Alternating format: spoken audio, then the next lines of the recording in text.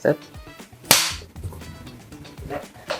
어머 저 사람 모공도 없어, 엄청 매끈매끈해, 모공 관리 어떻게 했어요? 막 이렇게 물어보시는 분들도 계시고, 거길 쥐어뜯거나 이제 그렇게 되면 흉터도 생길 수가 있고 2차적으로 모공이 커질 수가 있어요.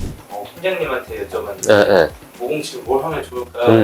난 다른 얘기 안 하시고 피코프락셀, 원장님이 다 이렇게 다 설명을 해주시고 해주시는데 저 같은 경우는 피코레이저, 피코프락셀을 같이 하게 되죠. 그러면 이제 거칠거칠했던 피부 표면이 부럽게 되니까 모공까지 같이 좋아지게 되는 효과를 기대해 볼 수 있어요.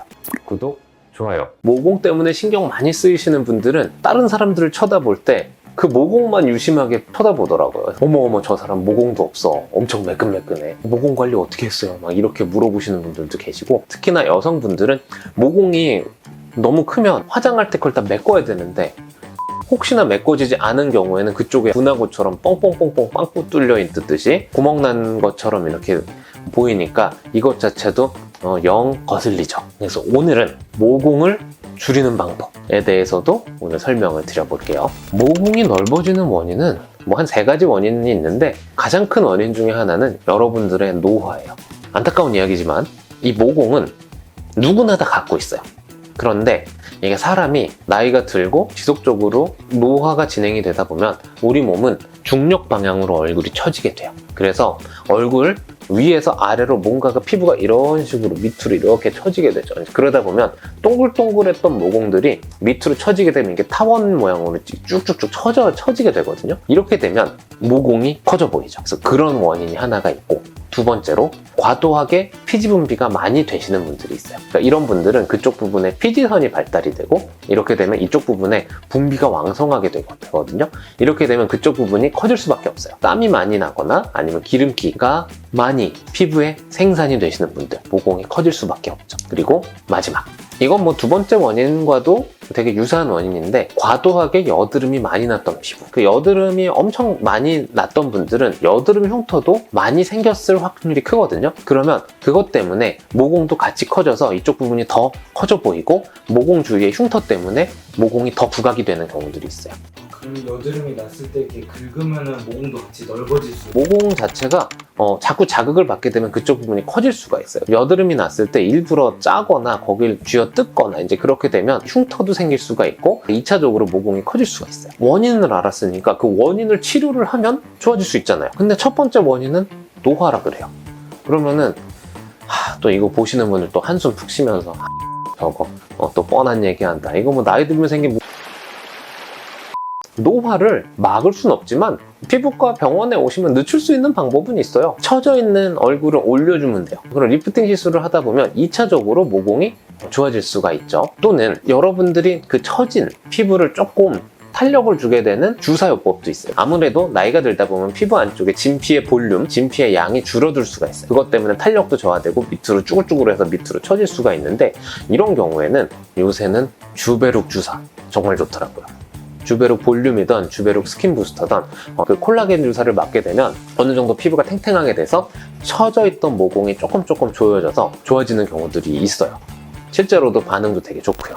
자, 그리고 두 번째 요인, 여러분들의 땀, 피지 분비가 과도하게 생산이 되는 경우라 그랬잖아요. 역설적으로 보습제를 열심히 발라줘야 돼요. 피부 장벽 기능이 떨어져 있는 경우에는 우리 몸에는 보습제나 선크림이 생산이 되는데, 피부를 보호하기 위해서 두 번째 메커니즘이 돌아가는 게 그게 피지 분비가 증가돼요. 보상작용을 일으키는데 이런 경우엔 보습제를 열심히 발라줘야 돼요. 피지 분비가 정상화될 수가 있어요. 피부 안쪽에 모피지 단위라는 그 단위가 있거든요. 그래서 모피지 단위의 피지선이 점점 조금씩 줄어들어요. 이 피부 안쪽에 미세하게 커져 있던 모공이 점점 줄어들 수가 있죠. 이렇게 되면 어느 정도 모공을 관리를 할 수가 있어요. 그리고 마지막, 여러분들 여드름 흉터 치료를 할 때 같이 모공 치료를 하면 돼요.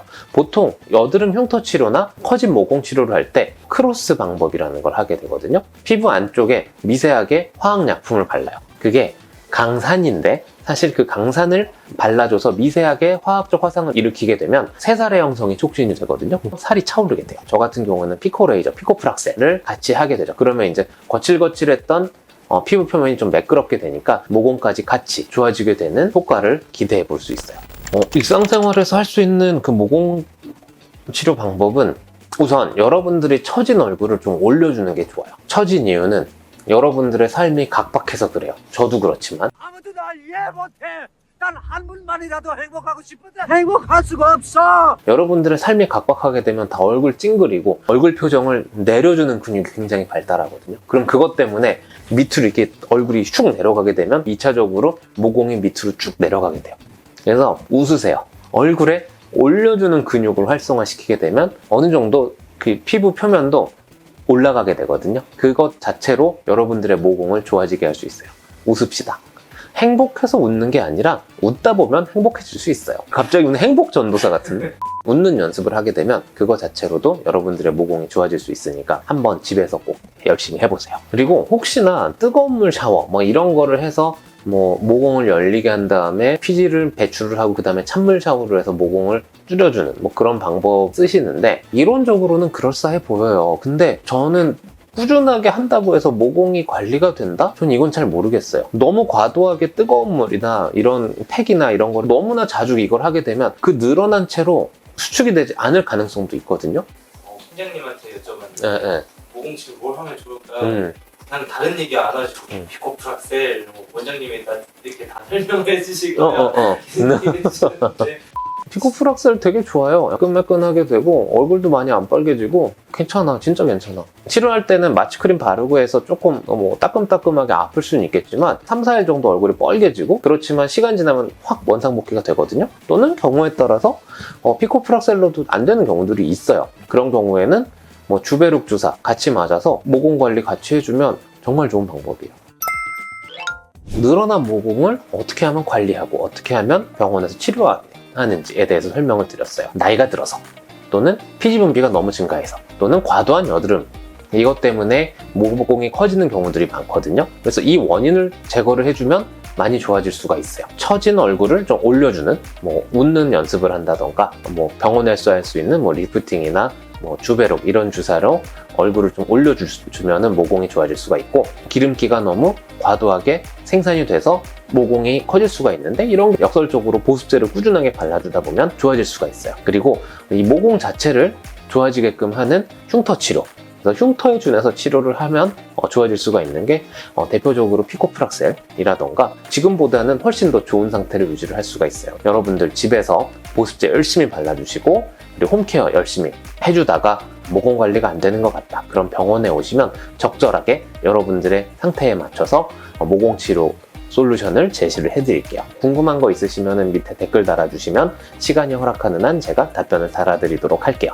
경청해주셔서 감사합니다.